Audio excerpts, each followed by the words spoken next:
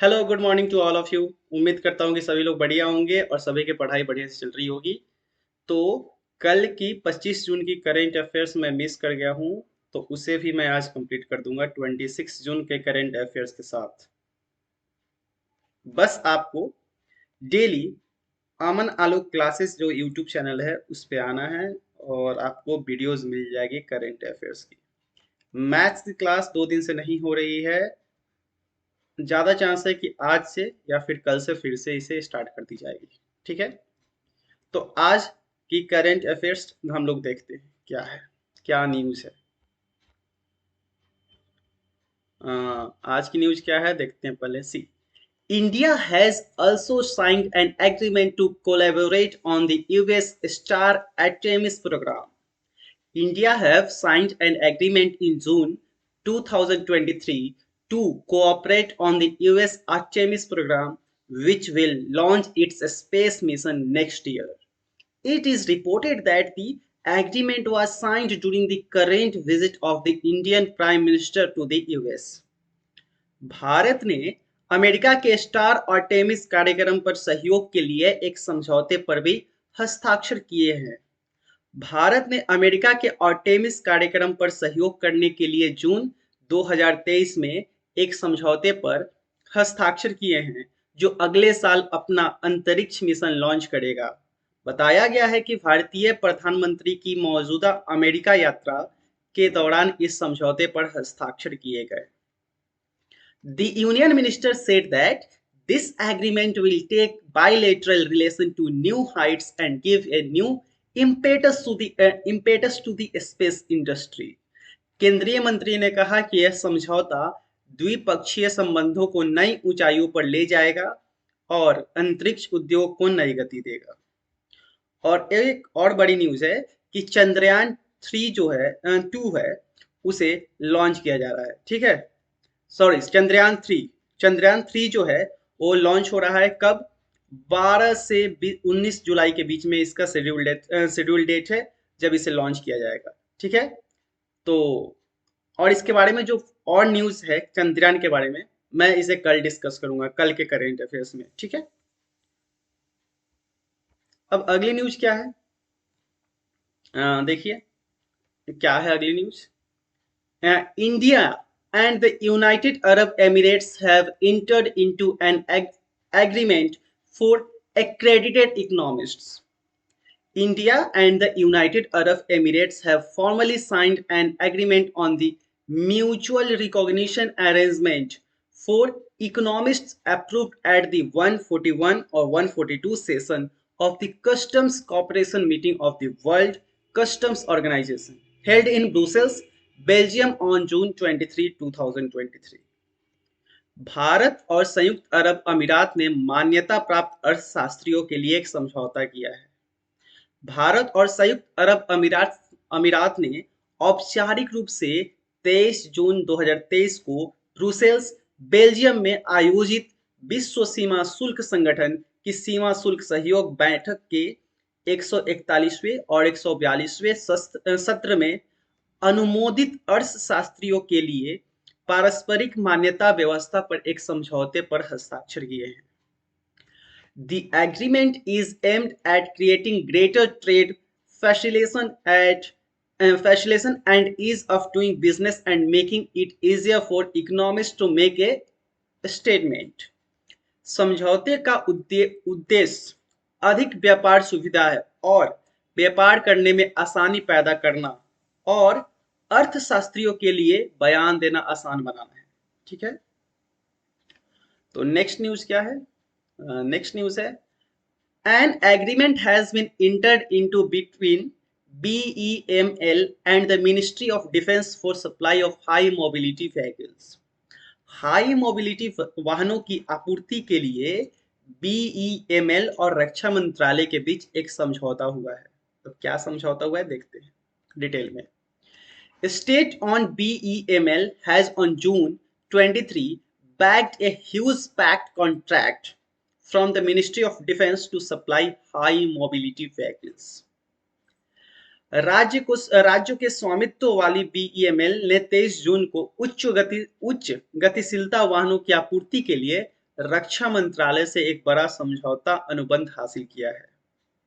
कितना का कॉन्ट्रैक्ट है देखते हैं डिटेल में। See, it is significant that the total value of this contract is nearly 423.11 crore. It is also reported that this agreement will play an important role in the development of the defense sector. गौरतलब है कि इस contract की कुल कीमत 423.11 करोड़ रुपए है।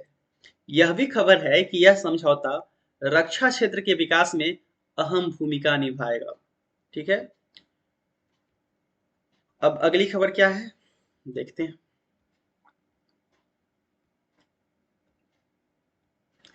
NTPC has been recognized as the most preferred workplace of 2023 or 2024 year. NTPC, the country's largest and state-run power producer, has been honored with the prestigious title of Most Preferred Workplace 2023-2024 by business management firm Tim Marksman.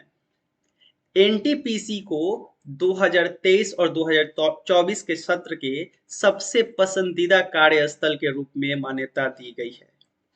देश की सबसे बड़ी और सरकारी बिजली उत्पादक company NTPC को business management firm team marksman द्वारा मोस्ट प्रेफर्ड वर्कप्लेस 2023-24 के प्रतिष्ठित खिताब से सम्मानित किया गया है।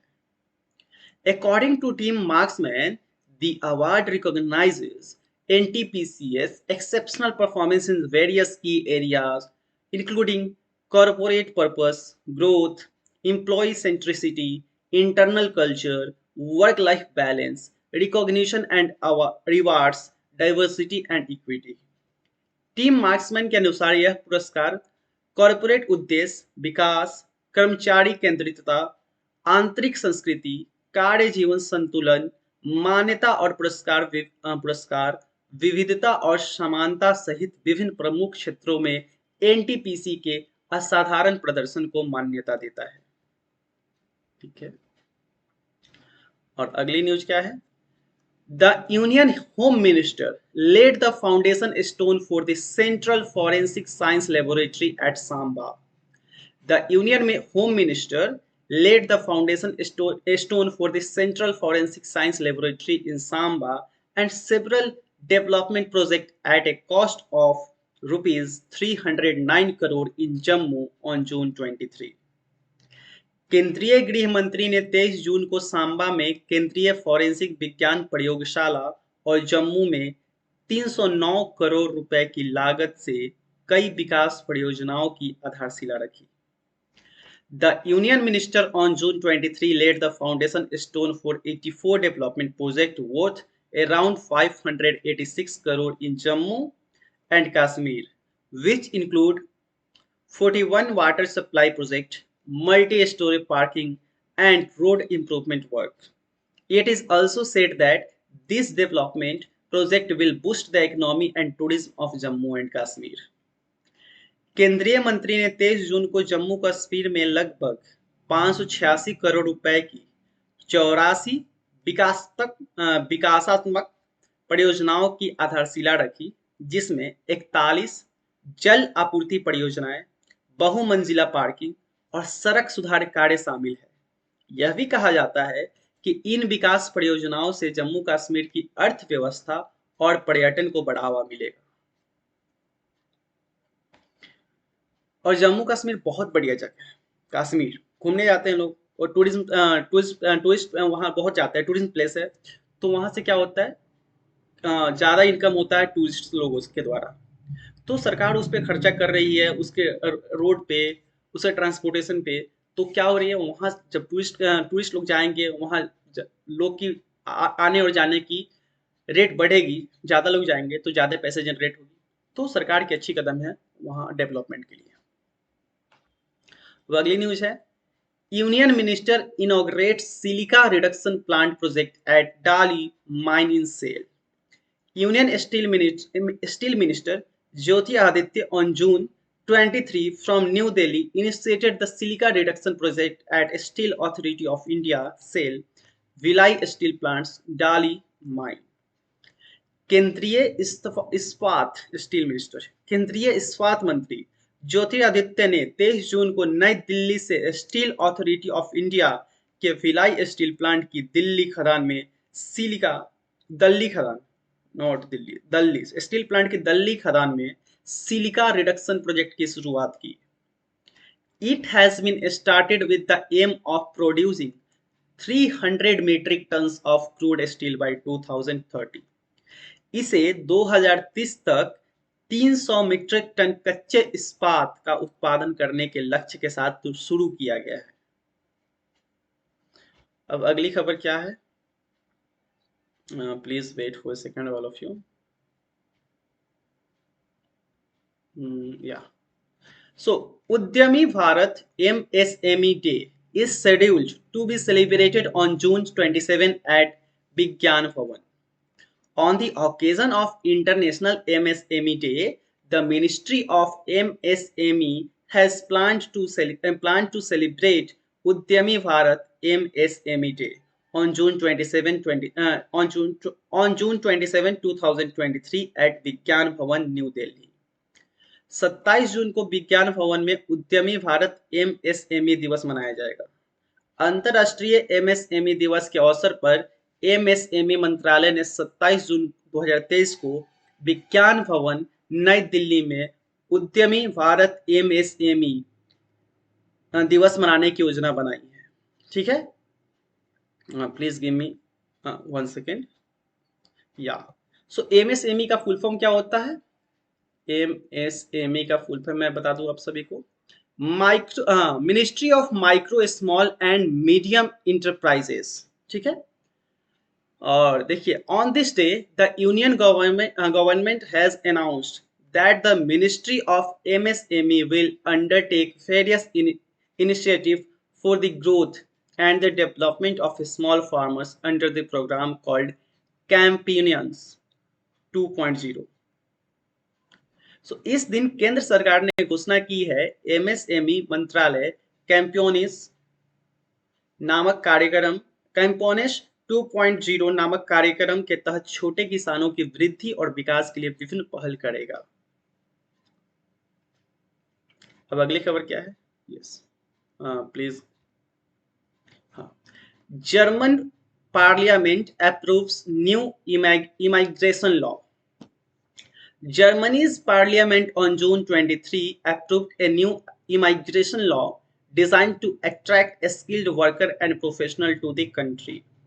जर्मनी की सांसद ने 23 जून को देश में कुशल श्रमिकों और पेशेवरों को आकर्षित करने के लिए डिजाइन किए गए एक नए आवर्जन कानून को मंजूरी दे दी। Recently, Germany has been suffering from an unprecedented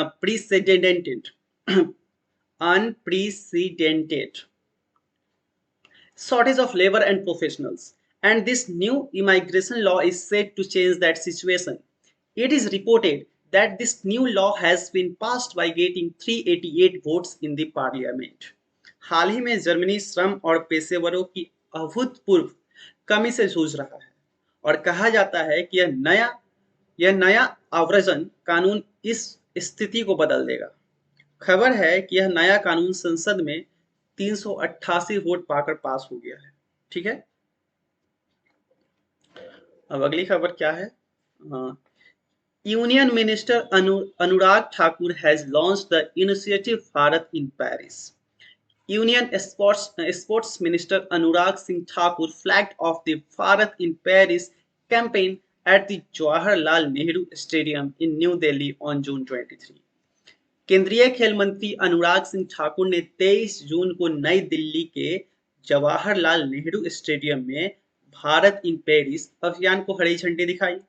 इसका उद्देश्य क्या है? देखिए, the initiative is aimed at the Indian Olympic Association to promote various sports across India to promote the Paris Olympic।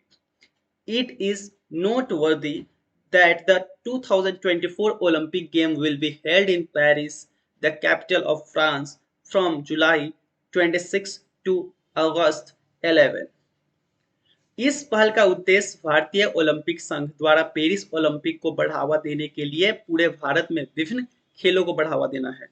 गौरतलब है कि 2024 ओलंपिक खेल 26 जुलाई से 11 अगस्त तक फ्रांस की राजधानी पेरिस में आयोजित होंगे। ठीक है, अब अगली खबर क्या है? Sahitya Akademi award are given to various scholars. The Sahitya Academy Award announced the list of 22 Pal Sahitya Puraskar awardees and 20 Yuva Puraskar awardees for this year on June 24। साहित्य अकादमी संगठन ने 24 जून को इस वर्ष के लिए 22 पाल साहित्य पुरस्कार विजेताओं और 20 युवा पुरस्कार विजेताओं की सूची घोषणा की है। ठीक है, हिंदी भाषा श्रेणी में सूर्यनाथ सिंह को उनके लघु कहानी संग्रह कोडुक ऐप के लिए पॉल साहित्य पुरस्कार से सम्मानित किया गया है और मराठी में एकनाथ अवहाड को उनकी फिल्म छंद देई आनंद के लिए पॉल साहित्य पुरस्कार से सम्मानित किया गया है। In the Hindi language category, Suryanath Singh has been awarded the Paul Sahitya Puraskar for his short story called short story collection Koduk App, and in Marathi, Eknath Ahwat has been awarded the Paul Sahitya Puraskar for his film Chand Dei Anand. Okay, or Chand Dei Anand, not Chand, Chand Dei Anand. Okay, आज की बस इतना ही news थी, हाँ, कल और आज की मिलाकर। अब हम लोग कल सुबह 27 जून की करंट अफेयर्स देखेंगे और मैथ्स की क्लास ज़्यादा उम्मीद है कि आज फिर स्टार्ट हो जाएगी और हम लोग जो परसेंटेज टॉपिक कर रहे थे उसी को कंटिन्यू करेंगे।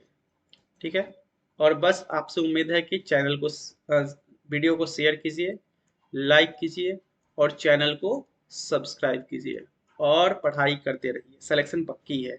ओके, तब तक के लिए धन्यवाद एंड बाय बाय एवरीवन।